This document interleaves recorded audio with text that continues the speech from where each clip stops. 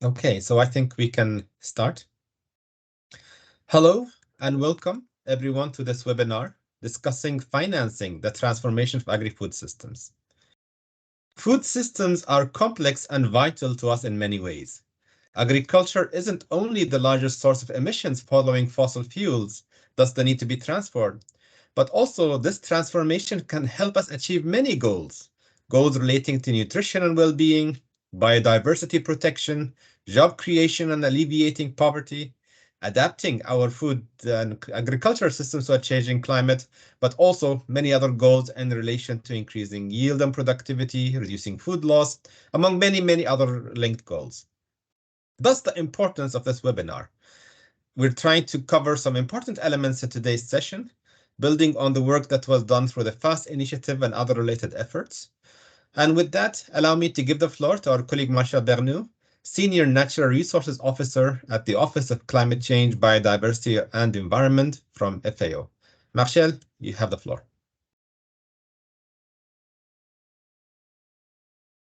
You're on mute. Yeah, uh, we are not learning. So thanks so much for giving that opportunity to the FAST team to present what we are doing. So I'm myself, Marcel Bernoux from FAO, but the FAST partnership you will see is not just FAO, it's really a multi-stakeholder partnership. So I have a presentation. Let me share my screen. You should. Okay. You should see it now. Yes, we can see the presentation. Go ahead, Marshall. Okay. So FAST, I will try to drive you in 15 minutes on explaining what is FAST partnership, on what is our aim, on basically going perhaps back a little bit in time. And perhaps FAST was originally conceived to, when you were mentioning also in your initial talk that the importance of agriculture, that it's in terms of emission, it's an important share of the global greenhouse gas emission. But there was always a lot of discussion on that agriculture sector. Is it receiving adequate funding, finance, investment to allow that we have a climate resilient agri-food system perfectly set to cope with challenges that are in front of us and to respect also the goal of the Paris Agreement. So perhaps one element of answer, if we at FAO, we looked first on looking at here it's a kind of finance. This is from OECD, Development Assistance Committee. So this is mostly what we call official development aid. And if you look climate finance, hopefully it's increasing. So this is that green, grayish, that here it's increasing. The part that is going to agriculture is also a little bit increasing, but at a speed that is far less than the overall climate finance. And as a result, the share, the percentage that is going to agriculture and land sector is continuously decreasing. Those are the number up to 2020. We are working to a new publication to update that, and new number shows that the tendencies is accelerating, that the part going to agriculture is now reaching to 20%. So we have to do something. So this is perhaps one of the first key message I want to pass here today. Current funding to transform agri-food system is grossly inadequate. So we have to work all together to address that issue and to take concrete action really to have more sustainable, resilient, productive agri-food system while protecting the environment in all the dimensions. So with the COP27 presidency and the road to COP27, we're working closely to develop an initiative to take that challenge forward. This is really the origin. So it was here you have some picture of a high-level ministerial lodge with ministers that were present and welcoming fast. But before that, we had several consultations. So it was a very inclusive process. We had two consultations in Cairo in March and April. We have a further one consultation, the intersession in June in Bonn, to listen to our future partner, what they want to see in that initiative. And really, all together, we build what is fast. And you can find here in all the six UN language a flyer where we release for the COP that explain basically what is FAST, but I will here provide you some insight. So FAST was originally an initiative launched by the COP27 presidency, developed by FAO on in close consultation. We decided to work on three pillars. Uh, because this is really the result of if we want to have triple win for people, climate, and nature, first, we have to address the three dimension and look also what we have available. So this is what you have on top, the global regional initiative and coalition that already exists. So we are also exchanging, and perhaps later on, I will go back to that. But going back to the pillar, we realize that if you want to have a pillar on access to finance, this is the core pillar of FAST, you have also to work on the two other pillar on knowledge and capacity, information, data, tools, and a third pillar on policy support on dialogue. Because I can give you a simple example. If you reach out a major fund like the Green Climate Fund, the GCF, with with a request to support for developing a subsector of agriculture, GCF will look if there is an enabling policy supporting that request. If the policy is not there, it might be perhaps difficult to convince GCF or any other donor to invest in a sector that is not backed up by the policy. So we should ensure that policies are really reflecting the need to have more support for agriculture and agri-food system.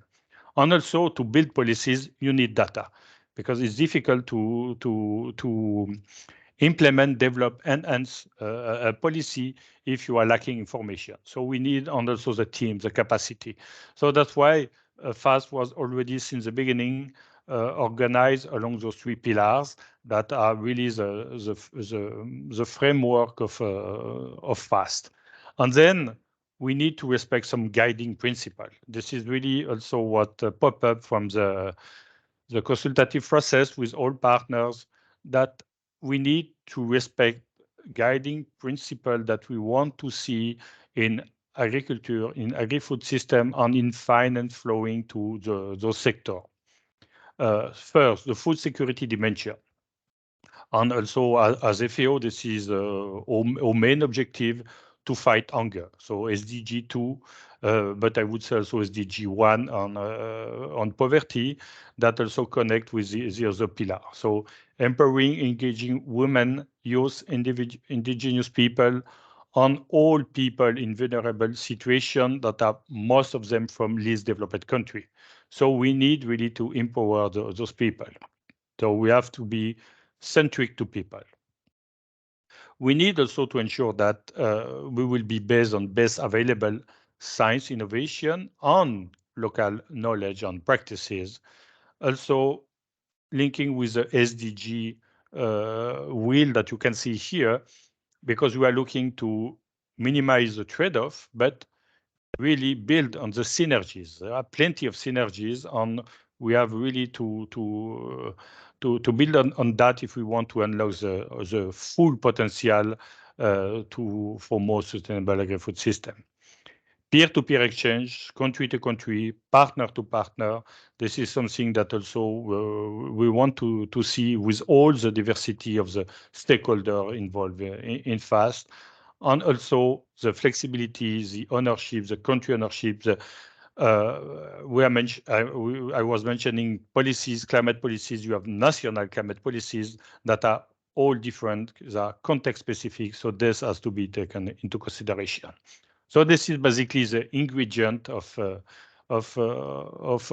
initiative. Then we were reflecting on how it should work. So because we will have fast friends, partners, but we need also, so we will have annual meeting, but we need also to have a board that will be the, let's say, the level taking decision with member and supported by a task force. So this is a pillar that a fast task force that will be hosted by FAO to support the partnership that is composed of member, a decisional body, this is the board, and we can set different group that will emerge according to the needs of the partner that will be expressed in a regular meeting. And we will also look at other entities, what they are doing. So I was mentioning coalition, initiative. You have plenty of them outside FAST that are working on the nexus on agriculture, food system, finance, and climate. So we need really to align to avoid duplication. This is really something really important. On being a regional officer for coordination, of a coordination office, you know better than me that aspect. So there is different ways to engage in FAST. And hopefully the first one for the moment is solved. I will show you a little bit later. We have a support from donor to ensure that the task force is on. This is why we are also here today. We have already a team, a small team working, but then we need to really unfold all the activities on the pillars that have been set. The pillars have been decided in a consultative process, but now we need really to move on the different activities. So this is basically where we are. It's a repetition. Perhaps here it's a more detail in sense uh, of the board where we are in terms of reflection, because you can see it's a really an ongoing process where we are regularly interacting with partners on including COP28 presidency. You will see this in a minute. We want to have the countries being present on other initiative being reflected somehow. But here we want really to have civil society organization, international governmental organization, MDBs, because it's about finance, academia, this is one of the guidelines, women CSO, youth CSO, farmer organization, and indigenous people being reflected in the decisional body of a FAST partnership. So this is really what we want to see. So this year, what we did, because this was launched as an initiative at COP27. So this year was an important year for us to move from an initiative that is launched at a COP to a partnership that is really active on moving forward. So we had some key event on the Global Forum for Food and Agriculture where Germany start to inform their willingness and their happiness to support fast partnership. This is being realized later during the year. No, we are really moving to implement fast as a trust fund for the task force. Then we have also different in our effort to reach out to partner. We had several meetings. One was the Minister of Agriculture and Land Reclamation of Egypt, Minister Al Qusayr. That during the M4C meeting, summit in Washington, that were bringing a lot of stakeholders. So it was an opportunity to present where we are and what was the road forward. We are this week having the World Forum here at Rome headquarters, and we already had a first meeting with youth constituencies. So we really want to engage with people on young people. So we already had a meeting all together to understand what are the youth priority and what they want to see in the partnership in terms of activity. Now we are moving tomorrow. We will have the moving fast event where FAO send also an invitation to all FAO members and all stakeholders present to the World Food Forum to where we will present where we are in terms of structure of fast partnership, the term of reference that we have developed in consultation with our legal department to ensure the maximum inclusivity, that we are not leaving no one behind, but still that we are under a UN umbrella, that we have the neutral convening power of the UN to the legitimacy to have that really partnership, to have all different views of the society discussing. So it will be tomorrow. So I invite all of you to it will be hybrid format, so people at headquarters can attend physically, but online also we invite all people interested to follow online and to raise questions they will have. So there is a link to register, and perhaps we can share with all of you after that link if you did not yet receive it. So on in where we are, and it's an important momentum. Having those the partnership ready to be really operational and to exchange with the member, and we are reaching out to all the member. With COP28 presidency, we were working closely, uh, just not to have an initiative that have been launched at a COP that is now transforming into a partnership. Yes, it's good, but we need to have that partnership always connected to the different COP successive COP presidencies. So we work closely with the COP28 program, and they have something specific on food system framework. So it was the ideal place for us to really engage with them. And as Secretariat of FAS, have been invited to be part of they have different pillars, and one is, for instance, on non-state actors. FAS is also non-state actor, so I am the pillar 2, and we were discussing, and also we are now part of the agenda that of the COP28 presidency. You have on the 10th of December a dedicated day to discuss food, agriculture, on water. And here we will have a high-level fast partnership launch. So we will launch the partnership with the presentation of the board, the two co-chair, three co-chair, no, we're moving to three co-chair, representing the different co-presidency of the board. So this is where we will really start officially having a board set, a term of reference adopted, on some initiative, on some already. We are not basically just waiting. Also, we are working regularly on trying to update or what I have shown you on the climate finance. So the new update will be launched where we are on looking deeper on the subsector level, where we are in terms of mapping of all the different initiative and stakeholder involved in that nexus: food, agriculture, and climate and finance. So this is also really the sparking event, really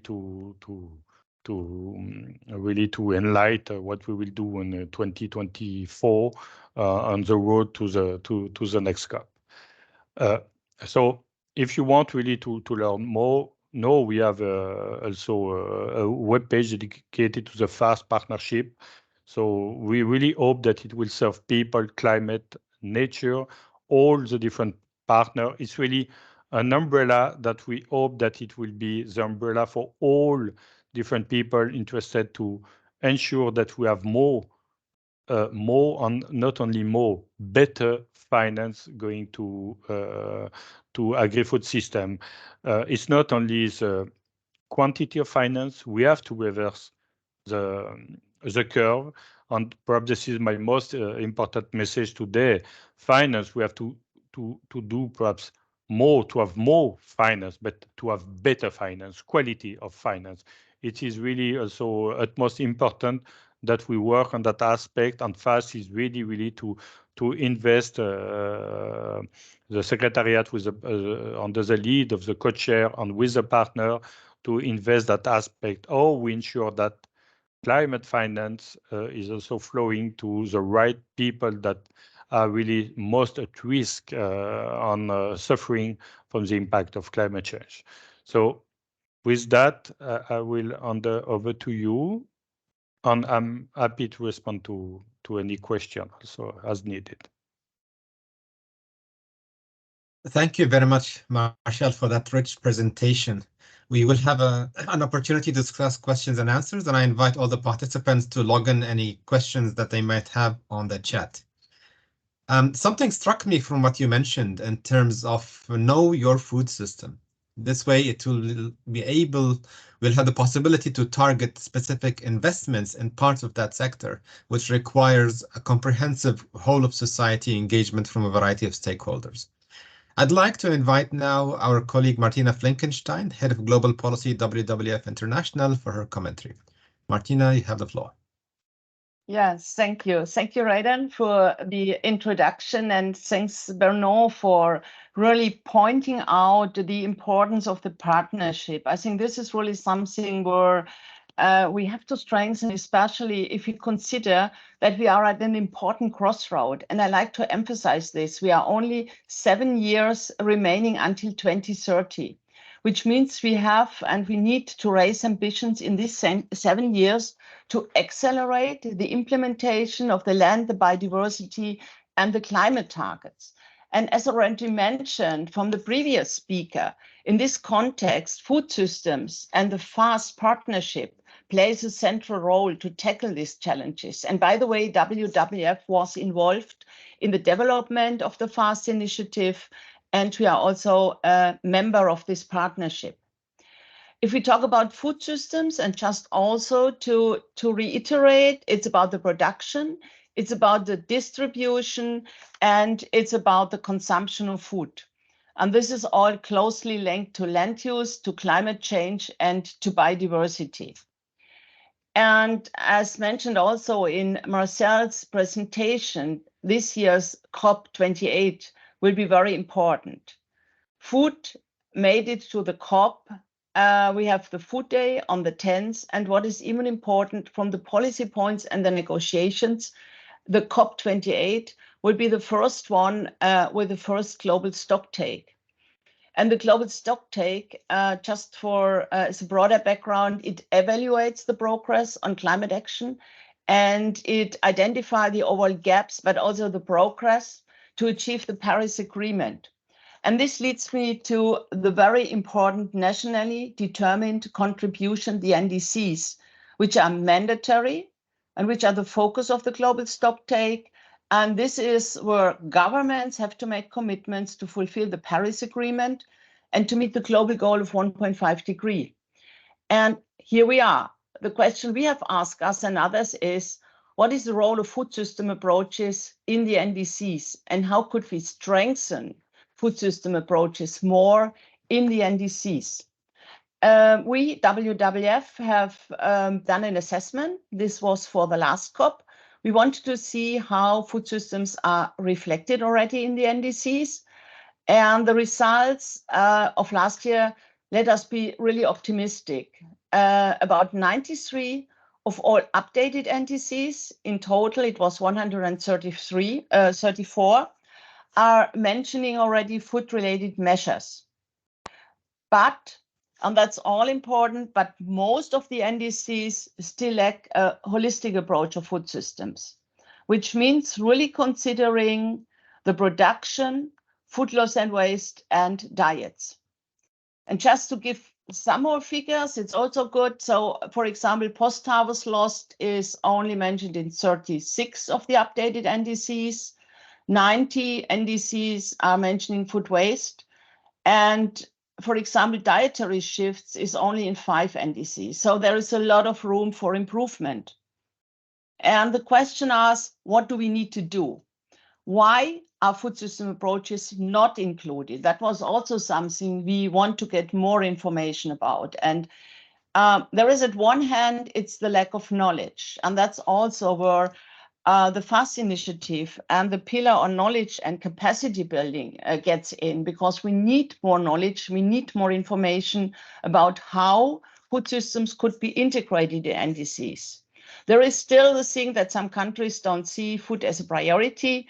And finally, and that's even more important, there is a lack of funding. And that leads me also to the previous presentation. So if member states agree to add ambitious measures and targets, they always need to think about how to finance the implementation. So scaling up finance is even more important. And in this context, WWF and partner, we have developed an NDC guidance tool, or we are working on an NDC guidance tool. And this is a joint approach with partners. FAO is also involved in this process. And this tool will be web-based, and it will include 35 concrete policy objectives and measures, and to guide member states, to inspire member states to develop more ambitious NDCs, and hopefully also to scale up the implementation on the ground, because this is still a huge gap. The tool is nothing totally new. It's built up on existing global initiatives, such as the NDC partnership, which support member states in developing NDCs and increase access to finance, but also on the FAO UNDP Scala project, which support countries to translate their NDCs and national adaptation plans into actionable and transformative solutions. We want to launch the tool at the COP, and that's the thing. Yes, having a tool, having a web-based tool doesn't mean that it's automatically implemented and used. And therefore, and that's once again where the FAST partnership could play a very, very important role, we really need to do advocating, outreaching, and communication, because we want to really integrate these food system approaches in the NDCs. And this is super important for the overall food system transformation. And hopefully, when member states will be asked in 2025 to present their updated NDCs, we will have not 93%, we will have 100% integration of a food system approach in the NDCs. Let me close with two final remarks. We always have to keep in mind that global policies will always be implemented at national level. And therefore, we are very happy that in the FAST partnership, we have a huge number of member states supporting the approaches. And from WWF perspective, we are looking for a successful and especially for an ambitious COP. And we hope to see food systems transformation in the final COP decision paper. Thank you.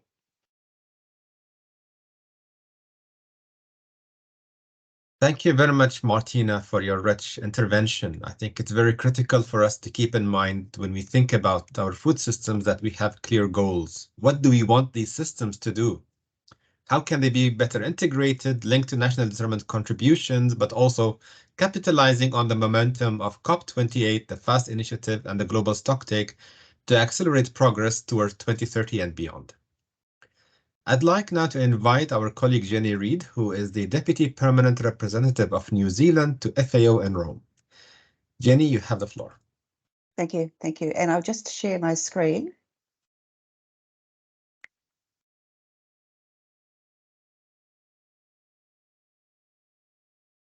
Can you? We see the wrong screen. We see your chat. Okay, I don't want to see that. Okay, sorry about that. How about, can you see my screen now? Yes, we see your personal chats, not sorry. any presentation. just.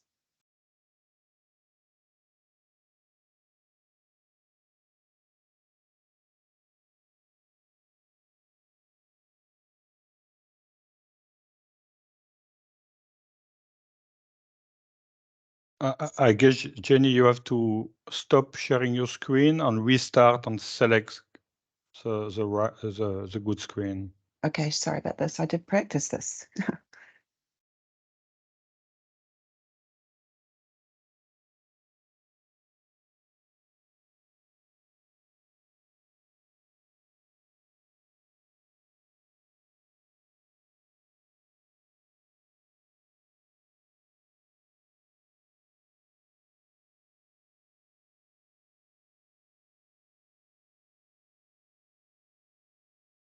Yes.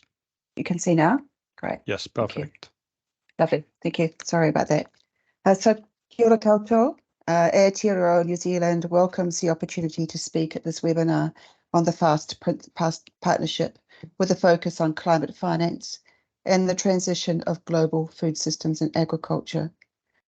As mentioned by my colleagues earlier, finance plays a critical role in meeting climate policy goals, consistent and called by the Paris Agreement to make finance flows consistent with a pathway towards lowering greenhouse gas emissions and climate resilient development.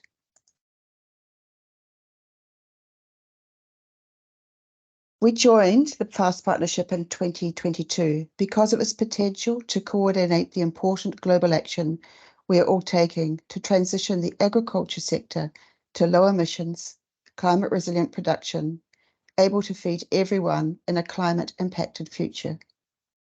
A key consideration to joining the initiative was ensuring it addressed utilising existing mechanisms and organisations to mobilise more climate action, supporting better access to existing streams.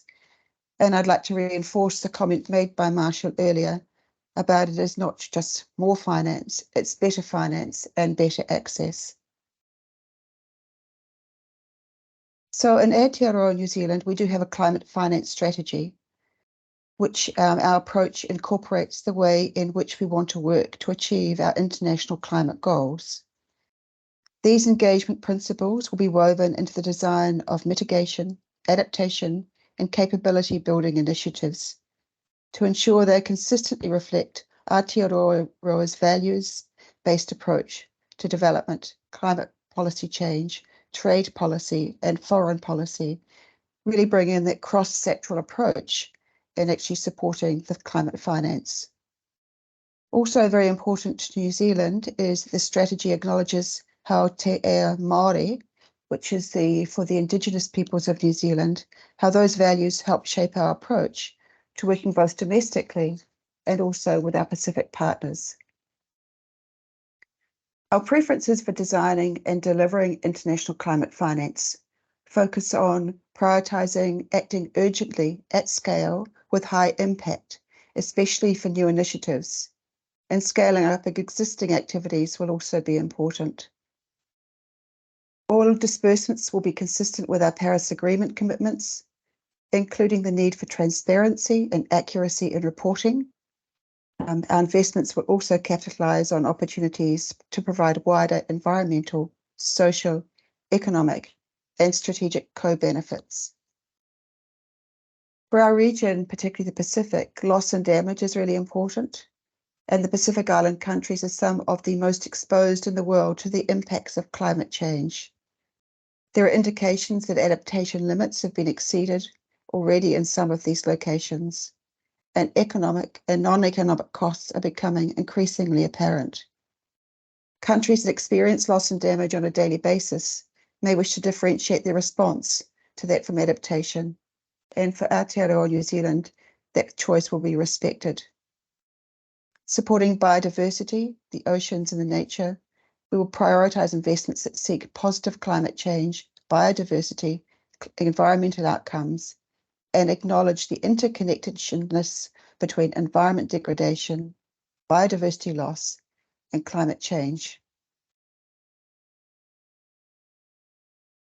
So we welcome the opportunity that FAST brings to share information on our experiences in providing finance to support local and global action in the agricultural sector.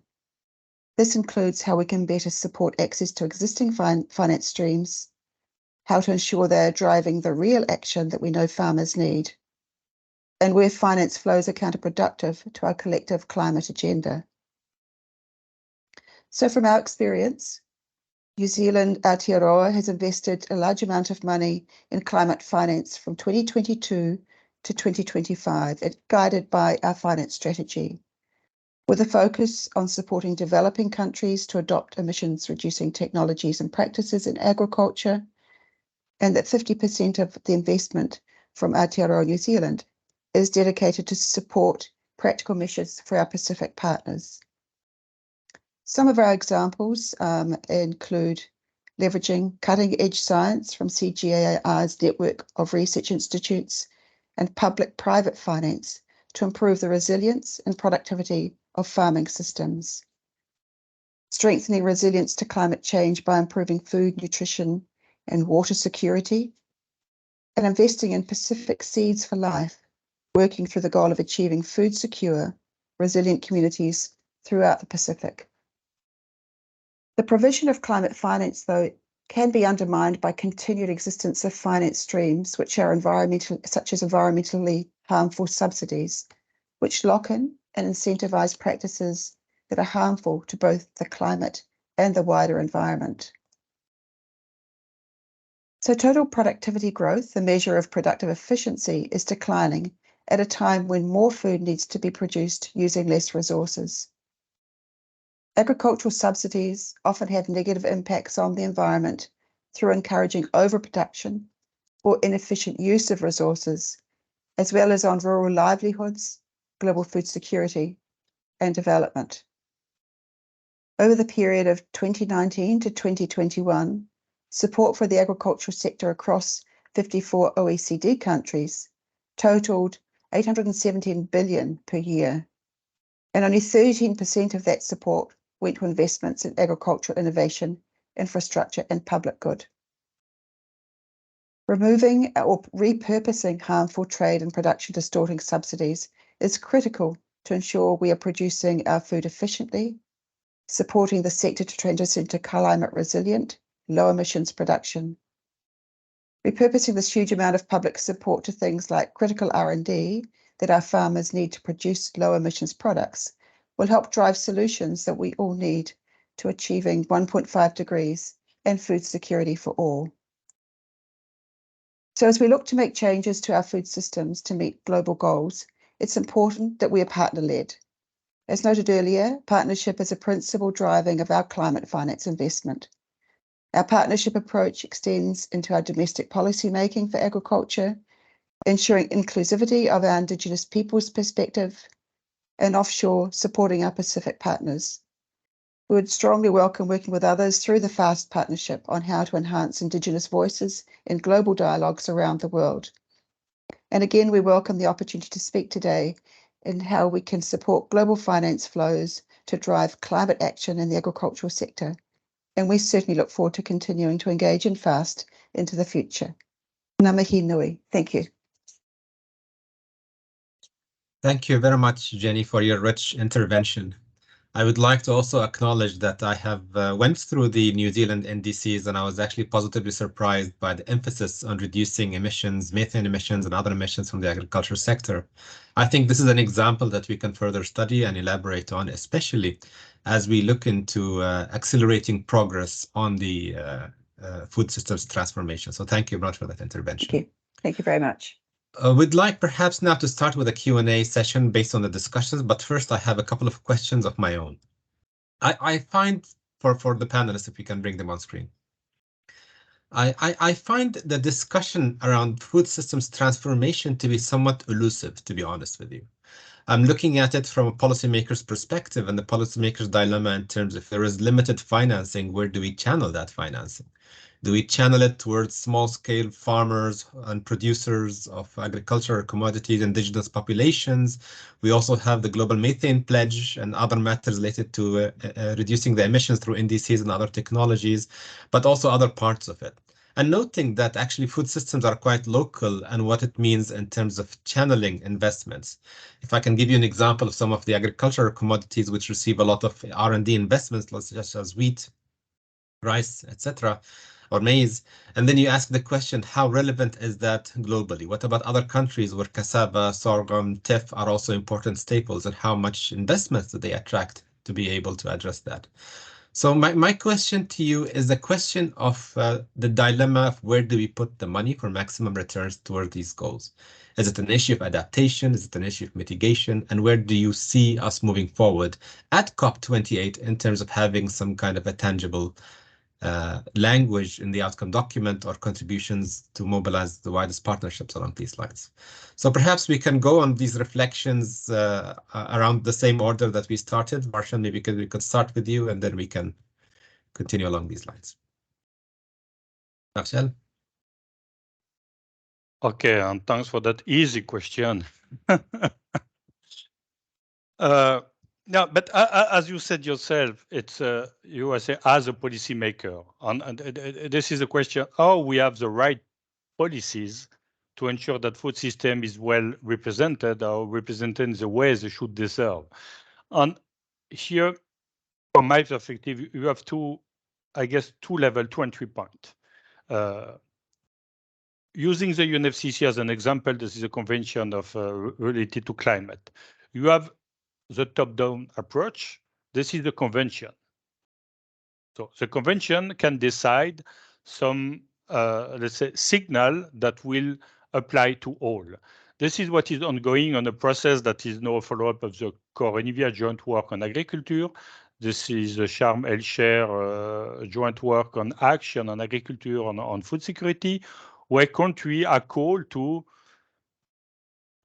bring that signal. So basically, here's a kind of a decision saying, okay, look, on food, on agriculture, on food system, the direction is this one.